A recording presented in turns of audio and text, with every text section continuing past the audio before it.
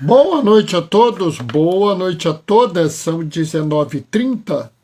Vamos ouvir o clamor da terra e o clamor dos pobres? E aí, pessoal, tudo bem com vocês? Vocês vão bem? Eu estou aí na minha atividade sempre, na correria, para variar, pouca correria não tem, né? Então estamos nós aqui nessa atividade de sempre, né? Entendeu? Né? Vamos vir aqui, tudo certinho, já sei. Hoje eu achei rápido aqui o... Oi, mozinho, amo bater. O mozinho tá lá na sala, eu tô aqui no quarto. Já achei o texto da CNBB. Vamos nos virar aqui um pouco para ficar mais de frente. Pronto. Né? O Rio está esfriando, né? Então nós estamos aí. Hoje eu tô com um pouquinho de frio, aí eu trouxe um cafezinho para dar uma esquentada.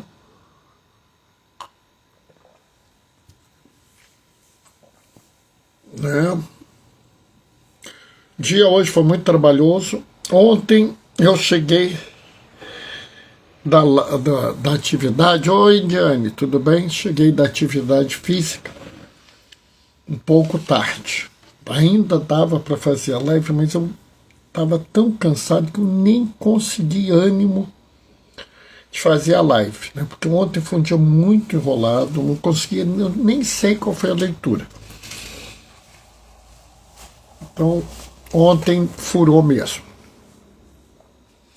Hoje o dia foi enrolado, mas deu tempo de fazer a leitura, né? Boa noite, paz e bem, está dizendo a Diane. Então agora é só a gente esperar dar um pouquinho de tempo aí, né? Vai ser uma confusão em breve, porque o Papa Leão XIV deu uma entrevista, fez um livro, né? Quem escreveu esse livro foi a Elise Allen. E você deve ter visto aí outras pessoas pegando pedaços desse livro. Inclusive uma coisa que eu não gosto, né? Porque eles pegam uma frase do Papa. Uma frase.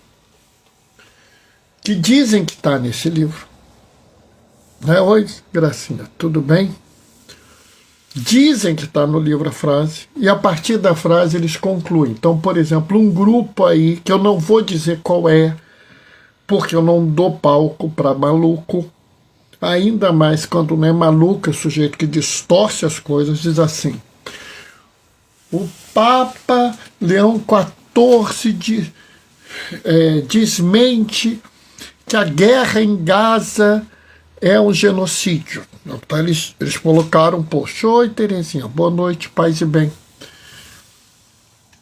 Aí você procura, consegue alguém que diz o pedaço do texto. O pedaço do texto diz que determinados termos estão sendo muito utilizados e é uma questão técnica e não uma questão de opinião, e que por isso a Santa Sé não tem certeza se pode usar o termo genocídio. Muito diferente do que foi dito por esse grupo. Boa noite, Bernardo, tudo bem? Paz e bem para você e para Mozinho, tá? Né? Ou, por exemplo, dizem assim, o Papa Leão disse que a função dele é falar o Evangelho e não resolver os problemas do mundo. Não foi isso que ele disse. Mas a pessoa distorceu o que ele falou. As pessoas pegam uma frase fora de contexto, distorcem um pouco a frase e dizem que está no livro. Né? Boa noite, diz a Terezinha. A Mircea Medeiros, que é uma vaticanista que eu acompanho há muito tempo, soltou agora Leão XIV, chama Teologia da Libertação de grande escola. Só que a Mircea fez diferente. Ela não apenas colocou essa frase, ela coloca essa chamada e depois ela coloca uma página, 2 páginas, 3 páginas, 4 páginas, não a página inteira, mas pedaços, né? São 4 pedaços do artigo que estão disponíveis no Instagram. E aí você vê que não é uma frase isolada. Né? Você vê que é um texto que está mostrando um pensamento real do Papa Leão XIV. Resta saber agora se o pessoal vai ficar dizendo não sei o que, não sei qual, ou se vão aceitar. Porque esse é o problema, tá entendendo? As pessoas só aceitam as coisas que interessam a elas, quando não distorcem as coisas para parecer que é o que interessa a elas. Oi, Marli, boa noite, paz e bem. Agora, quando o texto vem mesmo, e é do jeito que eles não gostam, aí eles reclamam. Mas isso é outra história. Vamos começar a nossa leitura. O Senhor esteja convosco, Ele está no meio de nós. Proclamação do Evangelho de Jesus Cristo, segundo Lucas. Naquele tempo, Jesus convocou os 12, deu-lhes poder e autoridade sobre todos os demônios e para curar as doenças. Enviou-os para proclamar o reino de Deus e curar os enfermos. E disse-lhes: não leveis nada para o caminho, nem cajado, nem sacola, nem pão, nem dinheiro, nem mesmo 2 túnicas. Em qualquer casa onde entrardes, ficai aí, e daí é que partireis de novo. Todos aqueles que não vos acolherem ao sairdes daquela cidade, sacudi a poeira dos vossos pés, como protesto contra eles. Os discípulos partiram e percorriam os povoados, anunciando a boa nova e fazendo cura em todos os lugares. Palavra da salvação. Você olhando essa leitura, você deve olhar e falar assim: o que tem para falar? O que tem para dizer sobre isso? E certamente vai ter algumas pessoas fazendo aquelas interpretações chapa branca, aquelas interpretações comuns. Então vão dizer que isso mostra que a igreja tem o mandato de Deus, que a igreja faz a obra de Deus.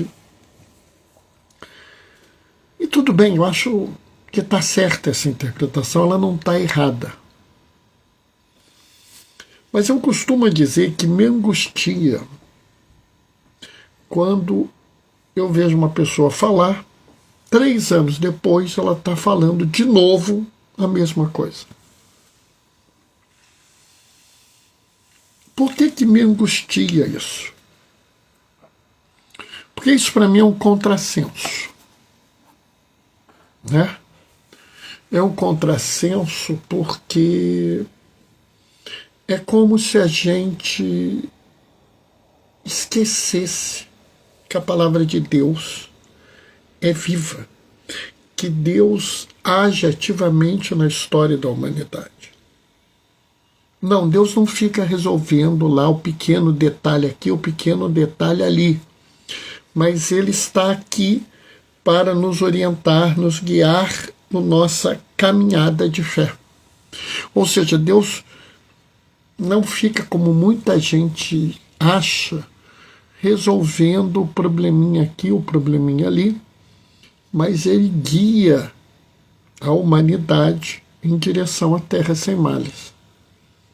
Ainda que com trancos e barrancos, quedas, e outros problemas. Então, é muito estranho para mim que você faça uma leitura ano após ano e a interpretação dessa leitura seja sempre a mesma. Eu falo para as pessoas que até mesmo passagens que a gente lê todo ano podem ter novas interpretações se nós trouxermos ela para o dia de hoje. E eu acho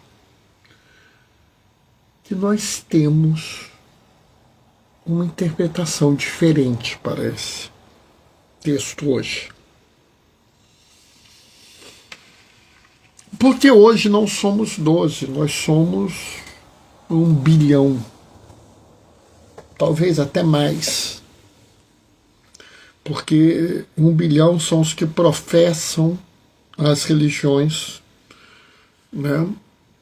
Mas eu acredito que há pessoas que não professam as religiões, mas seguem Jesus.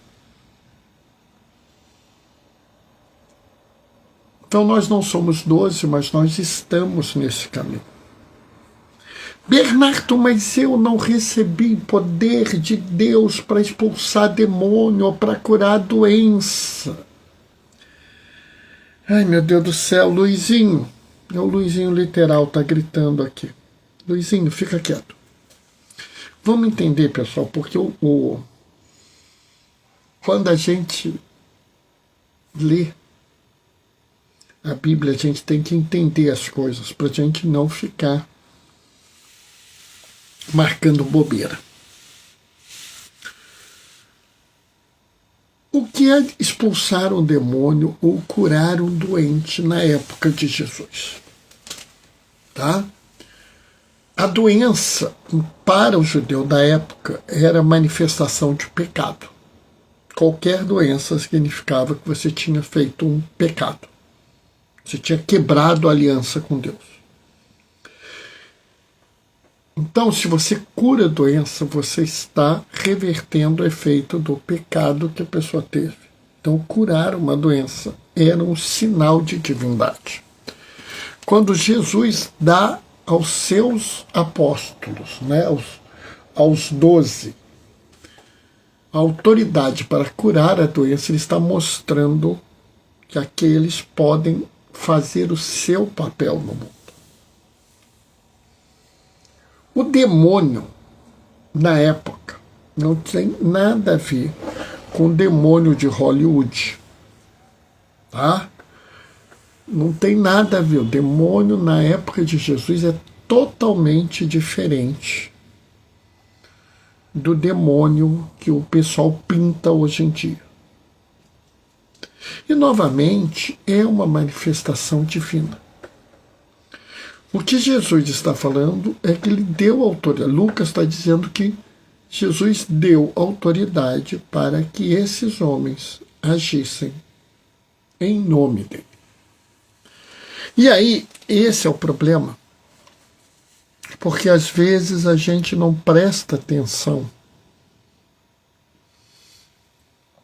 no que o próprio Jesus fala. O próprio Jesus fala: vós estáis admirados com as obras que eu realizo, vocês realizarão obras maiores que essas. Bernardo, mas o que é maior do que curar uma doença ou expulsar um demônio? Não é essa a grande obra. A grande obra é anunciar o reino de Deus e a sua justiça. É muito interessante porque ele deu autoridade sobre todos os demônios e curar as doenças. E os enviou para quê? E os enviou para proclamar o reino de Deus e curar os enfermos. É muito gozado que as pessoas ficam presas a coisa fantástica, mas esquecem a essência. Qual é a essência? Proclamar o reino de Deus. Então, proclamar o reino de Deus é a tarefa primeira dos discípulos e discípulas de Jesus. É interessante porque a gente abre mão dessa tarefa. Né? É interessante porque parece às vezes que a gente não só quer abrir mão, como a gente quer desconstruir o que talvez seja a tarefa mais importante de nós, os discípulos de Jesus. Eu me lembro que no missal passado, na oração eucarística número 5, a gente falava assim, construir, a nossa ação de construir o reino de Deus, que também é nosso. E aí, o pessoal foi traduzir o que não era para ser traduzido, porque a oração eucarística número 5, a oração de Manaus, foi feita no Brasil. Ela não precisa ser traduzida. Ela foi feita no Brasil, aprovada pela Santa Sé para o Congresso Eucarístico. Então ela não precisava de tradução, ela não precisava de correção, ela estava aprovada. Mas ela foi modificada, em vez de construir o reino dos céus, o reino de Deus, que também é nosso, virou participar do reino de Deus, que também é nosso. Por quê? Não faz sentido.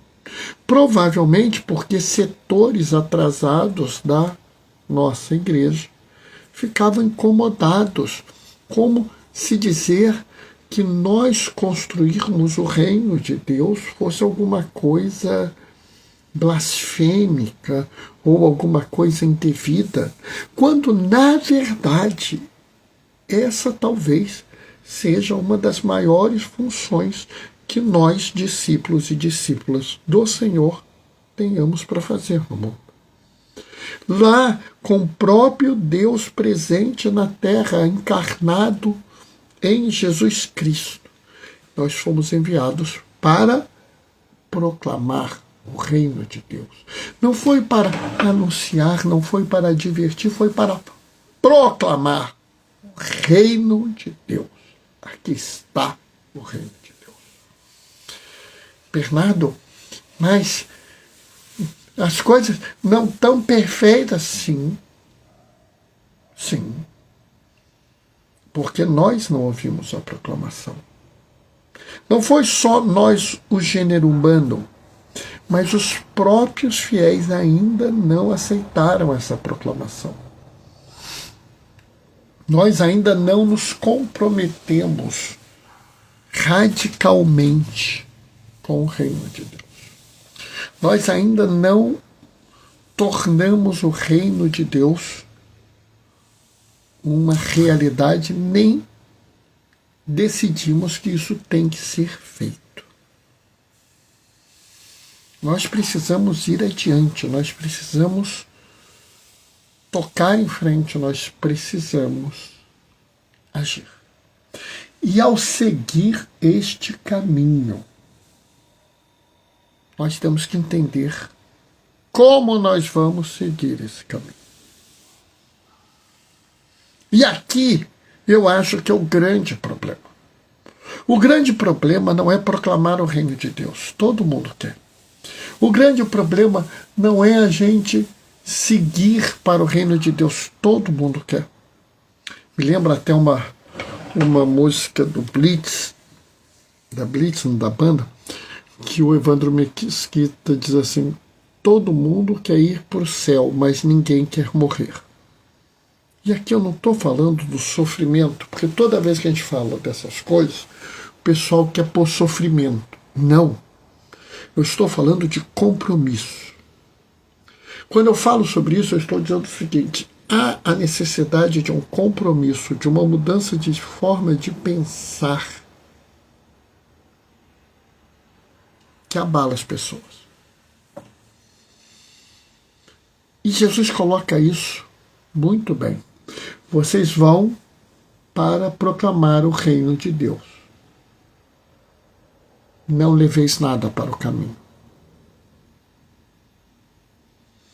Nem cajado, nem sacola, nem pão, nem dinheiro, nem mesmo 2 túnicas. Sabe, quando eu olho isso, eu fico pensando no que Jesus está falando. Não levar 2 túnicas. Sabe, oi Helena, boa noite, paz e bem. Quando Jesus está falando isso, ele não está falando simplesmente de um despojamento da roupa, mas ele está falando de um despojamento geral. A túnica era a vestimenta mais simples que uma pessoa tinha naquela época. Não levar 2 túnicas significa assim, não levar nada, né? Meu pai, uma vez, teve uns dias com São Pedro Casaldaglia, que ele veio ao Rio. São Pedro, Dom Pedro Casaldaglia. Bom, tudo bem, eu acho que Dom Pedro é santo, mas ainda não proclamaram, vai ter gente reclamando. Então ele se encontrou com Dom Pedro Casaldaglia, né, ele e um amigo, lá no aeroporto. Falou assim, Dom Pedro, nós vamos levar a sua mala. Ele pegou uma pastinha, está aqui. Aí papai olhou assim,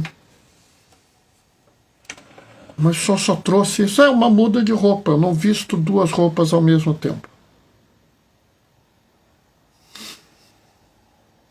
Despojamento, simplicidade. A igreja da simplicidade, o caminhar da simplicidade. Quem me conhece sabe que eu vou levar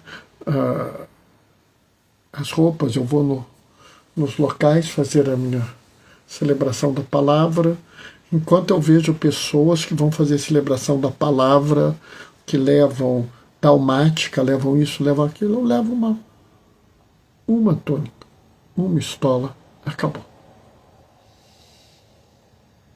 Tem gente que leva dalmática.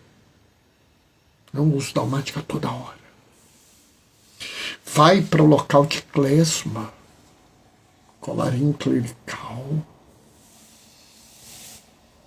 pompa, né? Jesus mandou usar despojamento.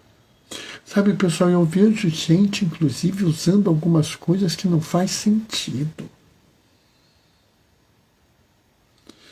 Sabe, por exemplo, casamento ou batismo, e o diácono, o padre, está lá com tipo uma capa, né? Capa de super-homem, não é capa de rei, a capa de rei. O rei usa um manto, ele também está lá com. Aí eu olho aquilo, fico horrorizado. Porque qual é o nome daquela peça do paramento? É o véu, não é a capa pluvial. A capa pluvial serve para uma única coisa. Caso você esteja andando com o Santíssimo em ar livre, pode haver chuva. E nesse caso você pegaria a capa pluvial e cobriria o Santíssimo com ela. Aquilo é um símbolo de cuidado com o Santíssimo.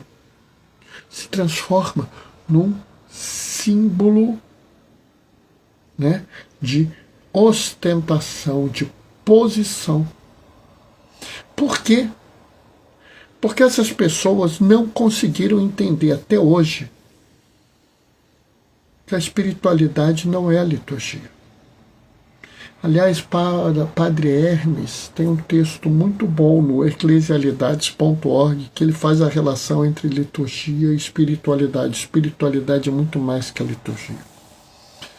Então, assim, enquanto essas pessoas acham que a manifestação de fé, a manifestação da espiritualidade está numa roupa elegante, numa igreja gigantesca, num número de fiéis absurdo, Jesus fala, não leva 2 túnicas. E ele vai adiante. Nem dinheiro. Sabe, Jesus deixa claro. Existe a necessidade de cuidar da obra, existe. Mas do mesmo jeito que a igreja deve ser despojada, que os fiéis devem ser despojados, a nossa preocupação primeira não é o dinheiro. Nossa preocupação primeira não é isso. Ah, Bernardo, mas a igreja precisa, sim. Eu concordo, foi o que nós vimos domingo. Use o dinheiro injusto para produzir os bens, né, da solidariedade e da caridade. Luzia Edvigem, boa noite, paz e bem. Usai o dinheiro injusto para produzir o bem que não passam, para adquirir o bem que não passa. Se nós estamos preocupados com dinheiro, é para produzir o bem, é para melhorar o mundo, é para produzir solidariedade, caridade, produzir justiça social, desenvolvimento integral da pessoa humana. Não é para ter paramentos bonitos, igrejas lindas, maravilhosas, sinos de não sei quantas toneladas que custam não sei quanto. Se ainda não ficou claro, não levei sacola. Se ainda não ficou claro, nem pão. Bernardo, o que você está dizendo? Estou dizendo que o nosso caminhar é de uma igreja pobre para os pobres. E antes que alguém fique enfurecido, eu estou citando Papa Francisco. E antes que alguém fique enfurecido, estou citando o Papa São João 23. Não é uma coisa da cabeça do Bernardo, não é um delírio do Bernardo. É uma visão de igreja, manifesta por 2 papas, sendo um deles considerado santo. O nosso caminhar não é o caminhar da grandeza, do poder, da força, da ostentação de uma igreja rica, poderosa, que manda. Não é a época da cristandade, onde a humanidade se baseava no que a igreja pensava. Não, nós somos ovelhas simples, fracas, frágeis. Como nós cantamos no hino do Jubileu da Esperança, né? Você sabe qual é o hino? Aquele que canta assim: chama viva da minha esperança, que o meu pranto suba até vós. Num dado momento a gente canta assim: os seus filhos, frágeis e dispersos. Essa é a sua igreja. Nós somos a igreja de ovelhas frágeis, ovelhas dispersas, ovelhas que caíram e cairão. Nós não somos ovelhas de lã branquinha, linda, maravilhosa e perfumadas. Nós somos ovelhas com as lãs sujas, com as lãs meio destruídas. A igreja que o Senhor quer, aqueles que seguem o caminho, não são os ricos, os poderosos, os cheios da grana. São aqueles e aquelas que acreditam na igreja pobre para os pobres. E Jesus fala ainda mais: nem cajado. Mas, Bernardo, qual a importância do cajado? O cajado era que sustentava.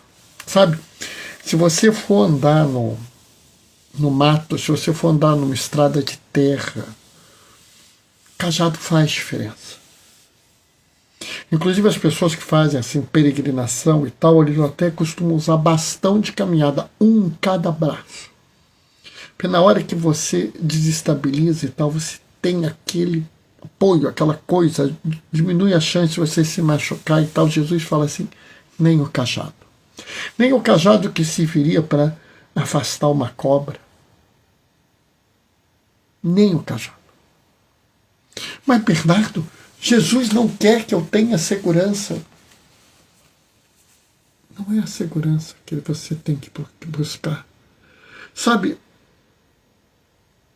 Pode parecer estranho, mas uma das piores coisas que você pode fazer na vida é buscar a segurança.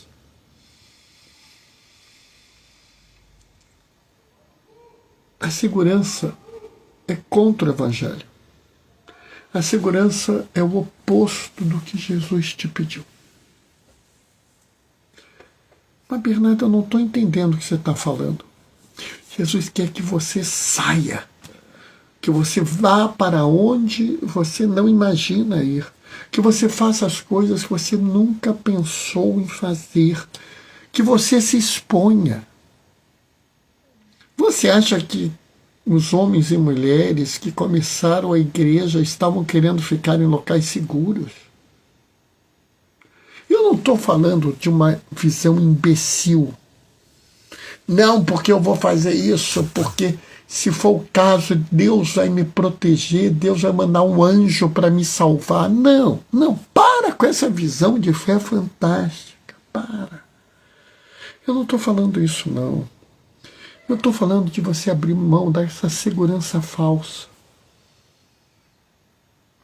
Sabe, uma das coisas que às vezes eu fico olhando, fico vendo as pessoas com o desejo de ficar dentro ali daquele mundinho.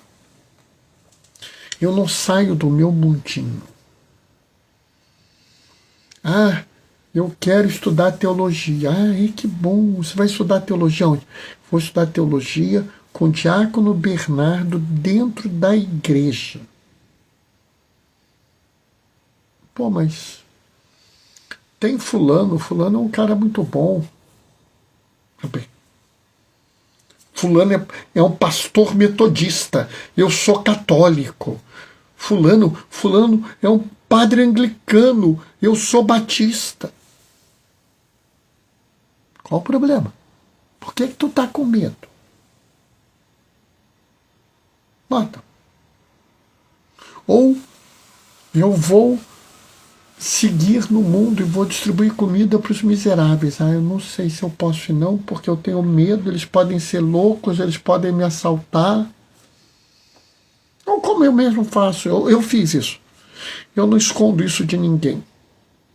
Primeira vez que eu fui a um presídio, eu fui com medo. Eu fui com dois medos. Um medo era o medo de eu ver aquela miséria, aquele horror e não aguentar. Mas esse medo é bom. Esse medo é bom. E o outro medo, eu tinha um certo medo que alguma coisa de mal acontecesse comigo. Eu precisava de um cajado, eu tinha que ter um cajado para me proteger, mas eu não podia levar cajado. Vai sem cajado, Bernardo. Mas como é que vai ser? Vai sem cajado. Vai sem duas túnicas, vai sem pão, sem sacola. Nem dinheiro você leva. É para lá que você tem que ir. Mas será que eu vou saber falar com as pessoas? Vai para lá. Eu te dei o poder e a autoridade para curar todas as doenças e expulsar todos os demônios. Bernardo, mas tem doença no presídio? Bom, tem. Mas a maior doença talvez não seja das pessoas, dos homens e mulheres que estão na cadeia, mas a doença que levou aquelas pessoas à cadeia. A doença da injustiça, a doença do ódio, a doença que torna as pessoas desprezíveis, né? Vicente, que bom que você está aqui. Boa noite, paz e bem. Sabe, Jesus, quando manda você ir curar as doenças, não necessariamente ele está falando das doenças físicas. E das doenças sociais, elas não existem. O racismo não é uma doença social e que deve ser curada. O machismo não é uma doença. A porofobia, a LGBTfobia. E os demônios? Os demônios que o Senhor manda expulsar não são diabinhos com chifrezinho andando com tridente, um rabo pontudo. Não. É o demônio que faz você desejar o mal a alguém que está na cadeia. Aqui no Rio está ficando cada vez pior. Né? Querem dificultar que as pessoas possam se recuperar, querem proibir a visita íntima. Os nossos excelentíssimos deputados resolveram aprovar uma gratificação faroeste, de forma simples. Quanto mais truculento, quanto mais violento, quanto mais assassino for o policial, maior vai ser a gratificação dele. Isso, meu amigo, é um demônio. Bernardo, mas o que eu vou fazer? Você vai levantar a sua voz. Frente a uma situação de erro, você vai proclamar o reino de Deus, porque o reino de Deus e sua justiça nunca aceitaria isso. Há prefeitos nesse país que querem proibir, né, dar esmola. Isso é um demônio. E você deve se colocar contra ele. Vicente falou alguma coisa. Gostei muito de te encontrar. Eu também, Vicente. Eu também. Sabe, é um demônio. Cabe a você curar as doenças do mundo. Expulsar os demônios que levam à exclusão, à marginalização, que levam as pessoas a buscarem uma cultura de morte, uma cultura de descarte, que torna os próprios seres humanos bens descartáveis e desprezíveis. Essas doenças e esses demônios precisam ser curados e expulsos. Curadas as doenças, expulsos esses demônios. Para quê? Para que nós possamos proclamar o reino de Deus. O caminho vai ser árduo, difícil, eu sei, mas confia no Senhor. Não leva cajado, não leva sacola, não leva dinheiro, não leva nem pão, não leva nem 2 túnicas. Nessa caminhada, por mais difícil que seja, haverá pessoas com você. Não lhe faltará casa, não lhe faltará bens, não lhe faltará comida, não porque Deus virá intervir diretamente na sua vida, mas porque Ele ensinou a uma multidão de pessoas o caminho que nós vamos seguir. Sinodalidade é isso.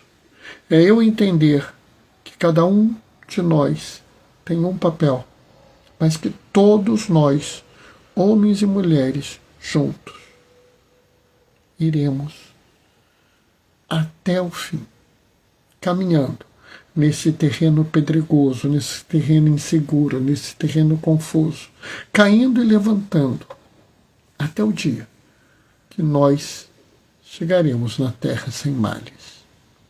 Amém? Vamos ver a hora, 8h09. Eita ferro, é um pouquinho, um pedacinho desse tamanho, olha quanto eu falei, né? Bom, vamos acabar por hoje. Amanhã tem mais. Amanhã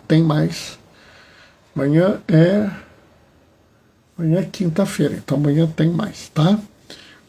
Vou me despedir agora, deixando a minha bênção. O Senhor esteja convosco. Ele está no meio de nós. Por intercessão de Pedro Jorge Frassati. Pier Giorgio Frassati, mas eu acho que chamar de Pedro Jorge ele não fica bravo comigo, não. Tá? Pelo Frassati. Desça sobre vós e permaneça para sempre. A bênção do Deus Todo-Poderoso no amor. Aquele que é Pai, Filho e Espírito Santo. Amanhã, quinta-feira, a gente se vê. Até lá, beijos e bênçãos. Tchau, tchau, pessoal.